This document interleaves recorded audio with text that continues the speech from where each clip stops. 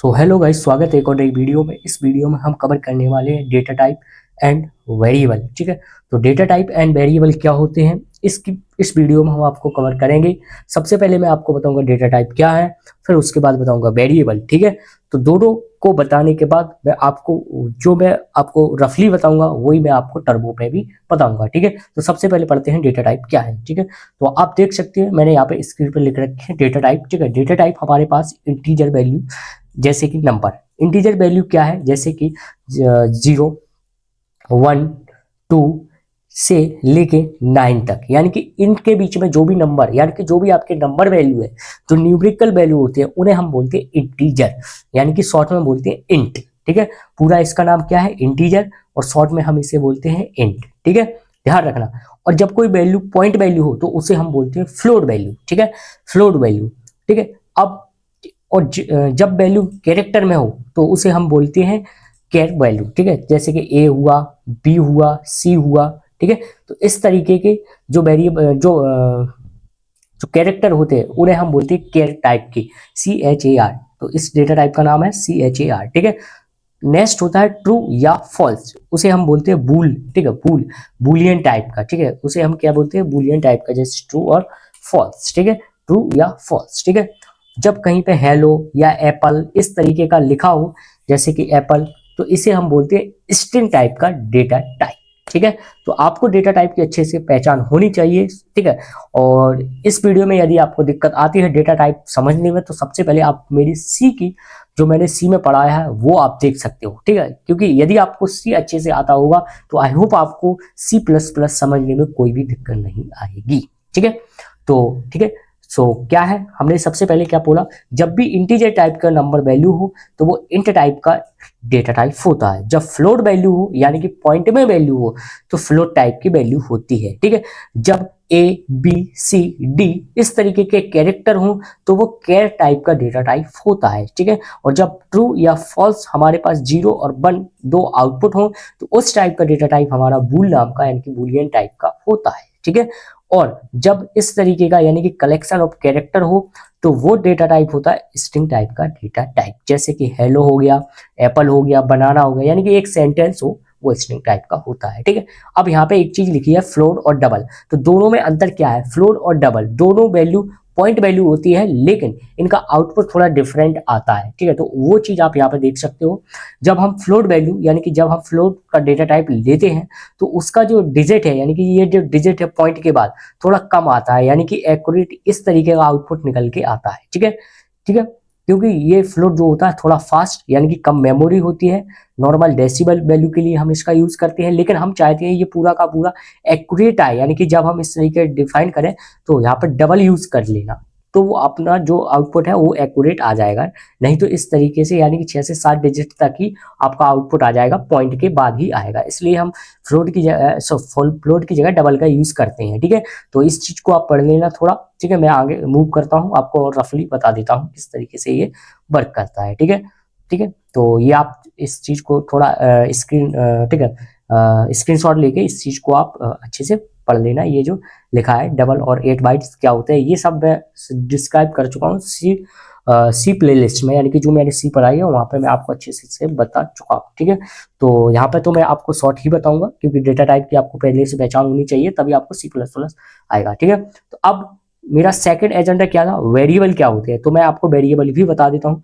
Variable क्या होते हैं, वेरिएबल एक तरीके का एक मेमोरी में एक नाम होता है। ठीक है, एक लोकेशन पे होता है जहां पे वो क्या काम करता है, डेटा को स्टोर करने का काम करता है। ठीक है, तो यहाँ पे भी डेफिनेशन लिखी है, डेटा स्टोर करता है, क्या करता है, वेरिएबल। मैंने लिखा है कि वेरिएबल क्या होता है, तो वेरिएबल एक नाम होता है जो मेमोरी लोकेशन, ठीक है, मेमोरी लोकेशन में होती है, जिसमें क्या होता है, वो डेटा को स्टोर करके रखता है वेरिएबल। ठीक है, तो वेरिएबल का कॉम्बिनेशन, यानी कि वेरिएबल किस तरीके से बनता है, तो वेरिएबल में एक नाम होता है, एक नाम छुपा रहता है, और एक लोकेशन होती है, किस टाइप का डेटा आप स्टोर कर रहे हो, और वेरिएबल को आपको एक वैल्यू देना जरूरी होता है, तभी यहाँ पे वेरिएबल वर्क करता है इस लैंग्वेज में। ठीक है, तो इसके छोटे एक एग्जांपल भी मैंने लिख रखे हैं, जैसे कि सबसे पहले आपको डेटा का टाइप लिखना है। डेटा का टाइप मतलब, जैसे कि अभी मैंने बताया आपको, इंट, फ्लोट, कैरेक्टर, ये होते हैं डेटा के टाइप।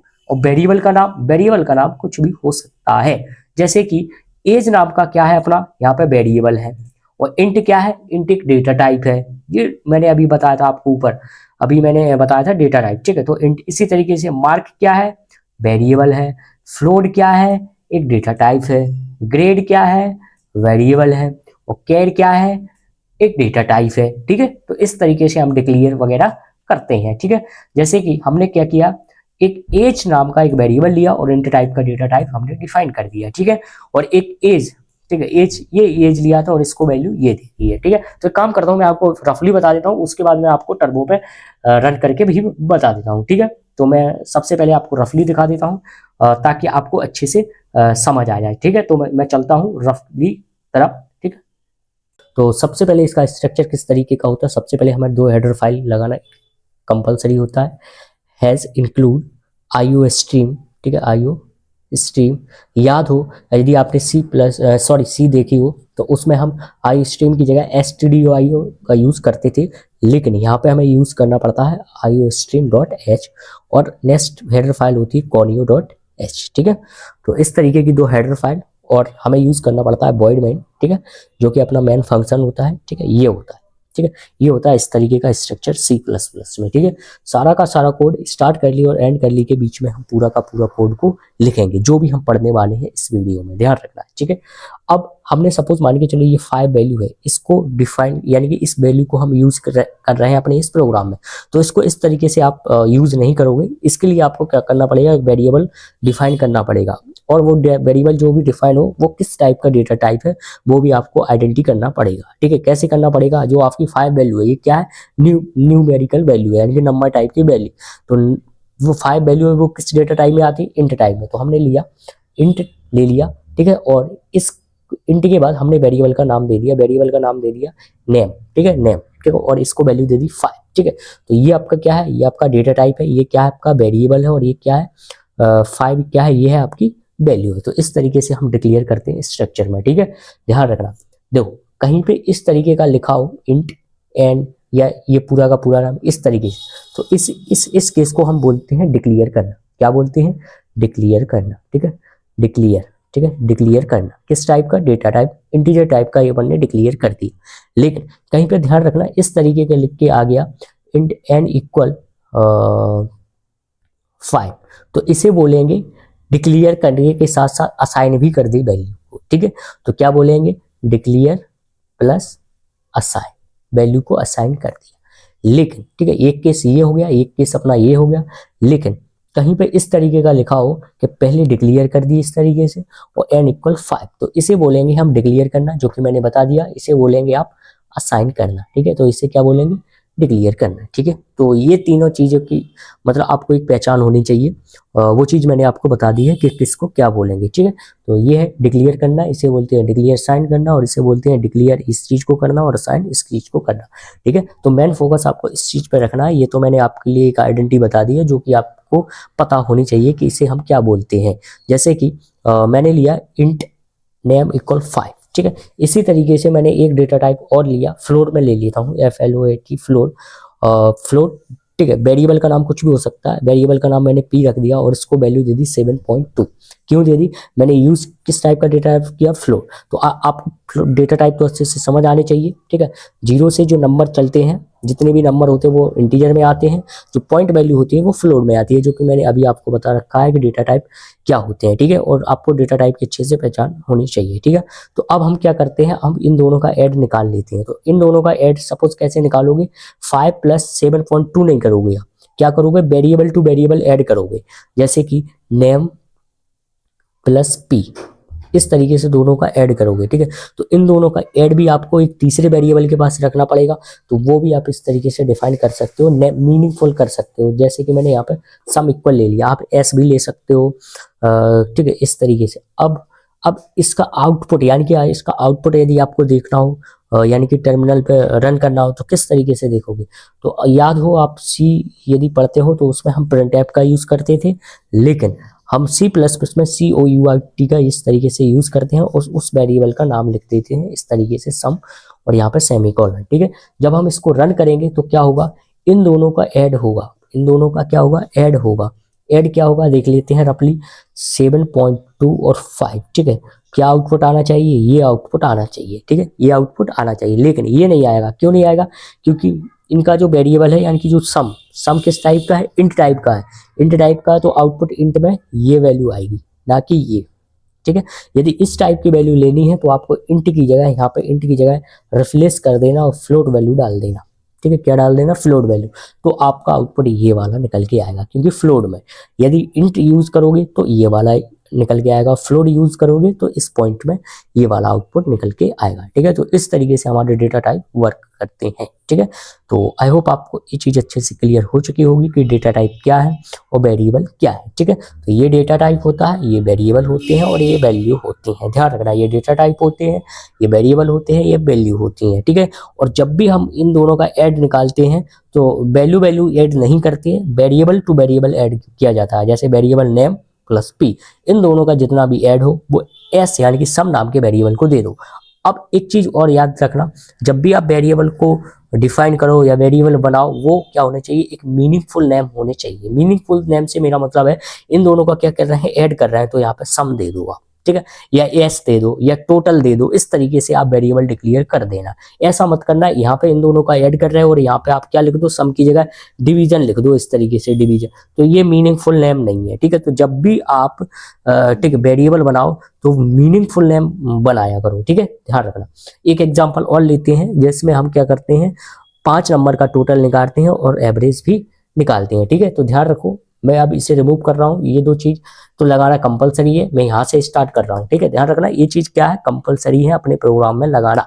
तो अब मैं इसे बार बार करके यानी कि बार बार यहाँ पे नहीं लिखूंगा, ठीक है, डायरेक्ट यहाँ से प्रोग्राम बनाऊंगा, ठीक है। ये चीज कहाँ पे लिखूंगा, अपने टर्बो पे, मैं आपको टर्बो पे भी रन करके दिखाऊंगा, ठीक है, जहाँ पे अपना प्रोग्राम रन करता है, ठीक है। तो मैं इस चीज को हटा रहा हूँ, इसका आप चाहो तो स्क्रीनशॉट ले सकते हो, ठीक है, ठीक है। तो मैंने हटा दिया। अब मैंने यूज किया, वॉइडमैन से यूज कर रहा हूँ। हेडर फाइल लगाना कंपलसरी है, याद हो आपको, सी मैंने अच्छे से डिफाइन कर रखा है कि उसमें हेडर फाइल क्या होती है, ये सब मैंने पहले से ही बता रखा है। आप पहले सी अच्छे से स्टडी कर लो, उसके बाद आप C++ पे आना, ठीक है। तो उसकी मैंने डिस्क्रिप्शन में लिंक दे रखी है, यदि आपको ना मिले तो आप मेरी प्लेलिस्ट भी चेक कर सकते हो, ठीक है। तो वॉइडमैन, अब मैं क्या करने वाला हूँ, 5 नंबर का टोटल करने वाला हूँ। 5 नंबर का टोटल यानी कि 5 सब्जेक्ट है मेरे पास, उन सब का टोटल करने वाला हूँ। एक काम करता हूँ, मैं 3 नंबर का करूंगा, आपको 5 नंबर का करना है, ये आपका वर्क है, होमवर्क, ठीक है। मैं 3 नंबर का करने के लिए, जैसे कि मेरे पास फिजिक्स के मार्क्स हैं 52, मैथ्स मार्क ये है मेरे, ठीक है, और केमिस्ट्री मार्क मेरे ये, ठीक है। लेकिन अब याद रखो, इस तरीके से आप डायरेक्ट डिफाइन नहीं कर सकते हो, इनका डेटा टाइप आपको लिखना कंपलसरी है, ठीक है। तो पी को मैंने डेटा टाइप दे दिया इंट, इसी तरीके से मैंने इंट और इस तरीके से इंट, ठीक है। तो इंट p इक्वल 52, और याद रखो जब भी प्रोग्राम इस C++ में लिखो, आपको सेमीकोलन लगाना कंपलसरी है जब भी एक लाइन एंड होती है, यानी कि first row and semicolon, second row and semicolon, third row and semicolon, ये इस तरीके से लगाना कंपलसरी है, ठीक है। अब मैंने एक काम किया, एक यहाँ पे टोटल t नाम का एक वेरिएबल को डिक्लेयर कर दिया, ठीक है। अब मैंने डिक्लेयर कर दिया तो मैंने टोटल निकाला किसका, p plus m plus ch, इस तरीके से मैंने तीनों का टोटल निकाला, और टोटल किसके पास आ गया, t के पास, ठीक है। तो टोटल किसके पास आ गया, t के पास, ठीक है। एक काम करता हूँ, मुझे एवरेज भी चाहिए, तो एवरेज को आप चाहो तो इंट वैल्यू ले सकते हो, आप चाहो फ्लोट वैल्यू भी ले सकते हो। तो मैंने फ्लोट टाइप का ले लिया और ए भी नाम दे दिया, एवरेज निकालना तो मैंने शॉर्ट फॉर्म ए भी दे दिया। तो ए बी के लिए मैंने कहा t/3 जो भी हो, ठीक है। एवरेज 1 2 3 है, तो मैंने 3 का यहाँ पे इस तरीके से डिवाइड कर दिया, ठीक है, जो क्या करेगा, एवरेज मुझे निकाल के दे देगा, ठीक है। अब मुझे आउटपुट देखने हैं, तो आउटपुट एक इसके पास आ गया आउटपुट, और एक इसके पास आ गया, इन दोनों के पास आउटपुट है, टी के पास और सी के पास। तो मैं एक काम करता हूँ, यहाँ पे लिख दे रहा हूँ सी आउट, टी की वैल्यू दिखा दो, सी आउट, ठीक है, और किसकी वैल्यू दिखा दो, ए और बी, यानी कि एवरेज मुझे दिखा दो। तो जब मैं अपने प्रोग्राम को रन करूंगा, यानी कि जब मैं प्रोग्राम को रन करूंगा, तो मेरे एक ब्लैक स्क्रीन पर मेरे 2 आउटपुट आएंगे। क्या क्या आउटपुट आएंगे, इन दोनों का ऐड, इन दोनों का 2 2 2 6, ठीक है, इन दोनों का ऐड कर लो आप,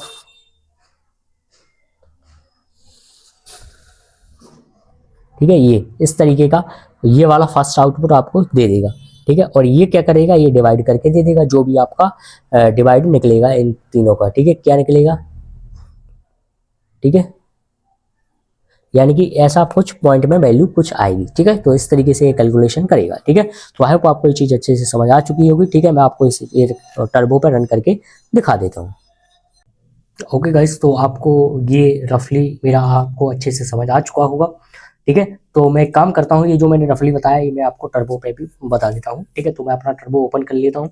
अब भी जो मैंने कल आपको इंस्टॉल करवाया था ना टर्बो, आप उसको ओपन कर लो ताकि मैं भी ताकि मैं आपको अच्छे से समझा सकूँ, ठीक है। तो मैंने ओपन कर लिया अपना टर्बो। तो यहाँ पे मुझे सबसे पहले हेडर फाइल लिखना कंपलसरी है, ठीक है, ठीक है, जिसकी हेडर फाइल होती थी IO स्ट्रीम, ठीक है, .h। और सेकंड हेडर फाइल क्या होती थी, कॉनियो, ठीक है, इंक्लूड, ठीक है, कॉनियो, ठीक है, .h इस तरीके से होती थी। और अपना क्या होता था, बॉइंडमैन, एक बॉइंडमैन होता था जो मैं क्या बना रहा हूँ, एक स्ट्रक्चर बना रहा हूँ, ठीक है। ये मैंने स्ट्रक्चर इस तरीके से बना लिया। और मैंने GTCH, ये गेट CH वगैरह क्यों लिख रहा हूँ, ये मैंने सी में आपको पहले ही बता रखा है, ठीक है, CLRSCR, ठीक है। और इस तरीके से हम स्ट्रक्चर बनाते हैं। मैंने Alt F9 किया, देखो कोई दो एरर आ रही है मेरी, मैंने कहीं पे शायद एरर कर रखी है, conio.h, ठीक है। तो GTCH गैस CH CLRSTR, ठीक है, कोई दिक्कत नहीं, ठीक है। अगेन मैं देखता हूँ, Alt F9 करता हूँ, मेरी दो एरर आ रही हैं, सिंटैक्स एरर है कहीं पे, ठीक है। हाँ देख ली, मैंने स्टार्ट कर ली तो मैंने कहीं पे लगाया ही नहीं, इसलिए मेरी एरर आ रही थी। अब देख लेना, मैं कोई भी एरर नहीं आने वाली है मेरी, ठीक है, क्योंकि मैंने CLRSCR की भी मीनिंग गलत लिख रखी थी, इसलिए मेरी एरर आ रही है यहाँ पे भी CLRSCR, ठीक है। ये होती है कंट्रोल F9 किया, कोई भी एरर नहीं है। कंट्रोल F9 से क्या होता है, सबसे पहले हम कंपाइल को रन करके सॉरी कंपाइल करके देखते हैं कि इसमें मेरी कोई भी बगिंग है या नहीं है, इसलिए मैंने Alt और F9 शॉर्टकट है एरर फाइंड करने के लिए। या फिर आपको यहाँ पे देख लेना, टॉप पे लिखा होगा टर्बो के ऊपर कंपाइल, तो आप कंपाइल पे भी क्लिक करना, तो इससे भी आप देख सकते हो कोई भी एरर नहीं है, ठीक है। टॉप पे देखना, ठीक है, लेफ्ट साइड में रन लिखा है, आप रन पे क्लिक करोगे तो आप एक ब्लैक स्क्रीन पर पहुंच जाओगे, यहाँ पे आपको आउटपुट निकल के आएगा, ठीक है। या फिर आप शॉर्टकट में लिखना कंट्रोल F9 भी लिखोगे, तब भी आप इस ब्लैक स्क्रीन पर पहुंच जाओगे, जहाँ पे अपना एक इस तरीके का आउटपुट दिखता है, ठीक है। तो अब मैं एक काम करता हूँ, यहाँ पे मैं आपको दिखा देता हूँ जो भी मैंने अभी बताया था आपको रफली, ठीक है। तो मैंने क्या किया, इंट यानी कि एक डेटा टाइप डिफाइन किया और एक ही वैल्यू दे दी मैंने, कोई भी वैल्यू दे दी, अभी के लिए मैंने 7 दे दी। इसी तरीके से इंट, ठीक है, बी की वैल्यू, ठीक है, इंट, अरे भाई INT, इंट बी की वैल्यू कोई भी वैल्यू दे दी, 9 दे दी, ठीक है। और यहाँ पे मैंने इंट C इक्वल A+B, ठीक है, A+V कर दिया। और यहाँ पे CUT, ठीक है, काउट लिख दिया, COUT, ठीक है। और यहाँ पे मैंने जो मैंने C लिया, इसको मैंने आउटपुट निकाल के दिखा दिया, ठीक है। तो Alt + F9 किया, मेरी कोई भी एरर नहीं है, तो कंट्रोल F9 किया, मेरा एक आउटपुट निकल के आ गया, आप देख सकते हो इस तरीके से मेरा आउटपुट निकल आया है। आउटपुट क्या निकल के आया, दोनों का ऐड, जो भी ऐड हुआ है, ठीक है, यानी कि 9 और 7 का जो भी ये ऐड हुआ है, इन दोनों का ऐड C के पास आ गया, ठीक है। तो इस तरीके से हम ऐड करते हैं और इस तरीके से हम स्ट्रक्चर बनाते हैं, ठीक है। तो आई होप आपको ये चीज अच्छी से समझ आ चुकी होगी। एक काम करता हूँ, एक और एग्जांपल आपको समझा देता हूँ, ठीक है। तो गेट और CLRSCR क्यों लगाया, ये मैंने आपको पहले ही डिफाइन कर दिया है, जो मैंने आपको सी यानी कि सी जो मेरी प्लेलिस्ट थी, आई होप आपने सी लैंग्वेज अच्छे से आती हो, तो आपको गेट और CLRSCR में कोई भी दिक्कत नहीं आनी चाहिए कि ये दो हम क्यों लिखते हैं, ठीक है। तो एक और एग्जांपल बना देता हूं मैं आपके लिए, जैसे कि सपोज मान के चलो मैंने क्या किया, ये तो मैंने इंट का लिया था, अब मैंने कोई दूसरा डेटा टाइप ले लिया, ठीक है। दूसरा डेटा टाइप से मेरा मतलब है मैंने फ्लोट टाइप का ले लिया, FLOAT, ठीक है, फ्लोट टाइप का, ठीक है। नंबर, ठीक है, नंबर 1, ठीक है, नंबर 1 को वैल्यू दे दी मैंने 5.5 और मुझे क्या लगाना है पीछे, सेमीकोलन। इसी तरीके से मैंने फ्लोट, ठीक है, नंबर 2, ठीक है, नंबर 2 की वैल्यू दे दी 7.8, इस तरीके से मैंने वैल्यू दे दी, ठीक है, FLOAT।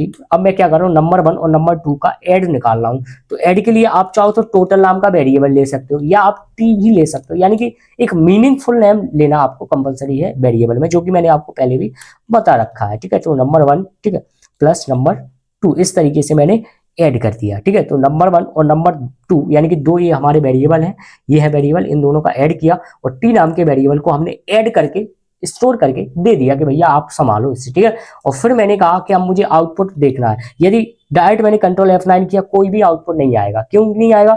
क्योंकि हमने सी में पढ़ा था, हम सी में यूज करते थे प्रिंट टैब, ठीक है, प्रिंट टैब का यूज करते थे जो हमें आउटपुट निकालने का काम करता था। यहाँ पे मैं यूज कर रहा हूँ क्या, COUR, ठीक है, ठीक है, COUT काउट, ठीक है, ये मैं यूज कर रहा हूँ। यहाँ पे मुझे निकाल के दे रहा है ये टी। तो अब मैंने यहाँ पे सेमीकोलन लगाया, जैसे ही कंट्रोल F9 किया, आप देख सकते हो मेरा आउटपुट आ गया, ठीक है, इस तरीके का पॉइंट वैल्यू में, ठीक है। तो इस तरीके से मेरा आउटपुट निकलता है, ठीक है। अब आउटपुट आप देख रहे होंगे यहाँ पे इस तरीके का आ रहा है। मैं चाहता हूं कि मुझे एक मैसेज निकल के आए, यानी कि कुछ मैसेज आ जाए और मैसेज के बाद मेरा आउटपुट आ जाए। तो आप यहाँ पे कुछ नहीं, ठीक है, यहाँ पे इस तरीके से मैसेज भी डाल सकते हो, सम इक्वल, ठीक है, इस तरीके से, और इसे क्लोज कर देना और ये सर इस तरीके का एक डाल देना, और अब आप कंट्रोल F9 करना, तो आपका इस तरीके से आउटपुट आ जाएगा, ठीक है। तो डबल स्ट्रिंग यानी कि डबल इन्वर्टेड कॉमा के अंदर कोई भी एक आप इस तरीके से मैसेज डाल सकते हो, कुछ भी, जैसे मैंने सम लिखा, आप चाहो तो यहाँ पे टोटल भी लिख सकते हो, टोटल इक्वल इस तरीके से, और कंट्रोल F9 करना, तो आपका आउटपुट इस तरीके से निकल के आ जाएगा, ठीक है। तो आई होप ये थी मेरी सेकंड वीडियो और सेकंड लेक्चर था। तो होप आपको ये अच्छे से समझ आ चुका होगा। तो ठीक है, अब मैं मूव करता हूँ, ठीक है। Okay guys, so thank you.